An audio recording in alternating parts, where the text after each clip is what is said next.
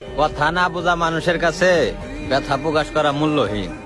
একটা কথা কি ভাই, আপনার যদি কেউ ভালো না বাসে, ওর কাছে যায় যদি আপনি আপনার দুঃখের কথা পেছাল পারবার যান, ও জীবন আপনার মনের কথা বুঝবো না। মানুষ তো মানুষের দুঃখ ভাই নিতে পারে না। আমার যদি একটা ব্যাপারে কষ্ট লাগে, আমার যত কাছের মানুষই হোক, ও তো কিন্তু আমার কষ্টটা নিতে পারবো না, ভাগ নিতে পারবো না। ও কি পারবো, আমার একটু শান্তি দিতে পারবো। কেমনে পারবো মানে, ও যদি আমার কথার অনুভূতিটা বুঝে, ওর একটু হইলেও খারাপ লাগবো। আর খারাপ লাগবো বিদায়, বা ও ওই জিনিসটার 1 ফুট হইলেও মানে বাদটা বুঝবো বিদায়, মানে ওর একটু খারাপ লাগতেছে, বা ও আমার অনুভূতিটা বুঝতেছে।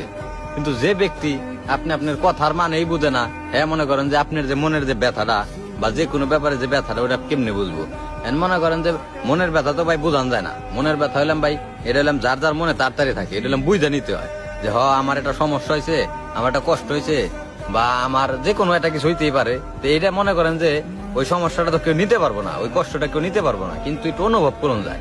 আর অনুভব সেই করতে পারবো যে আপনারা ভালোবাসে, যে আমার প্রিয় মানুষটার একটু কষ্ট লাগছে, আমি যাই ওর একটা সান্ত্বনা দিই, এটাই ভাই ভালোবাসা। তো আমাদের জীবনে আবার এরকম কিছু মানুষ আছে, দেখবেন যে মনে করেন যে যদি মনে করেন যে এই আপনি যে আপনার দুঃখের কথা কন, ও মনে করেন ওইটারে হাইসা খেলে নিয়ে প্লাস অন্য মানুষের কাছে মনে করেন যে টিটকারি করতেছে যে ওর তো এটা হয়ে গেছে, বুঝছেন? মানে ও আপনি যে ভালোবাসার কথাটি কইলেন, এটাও বুঝলো না। মানে ওই জিনিসটা কোন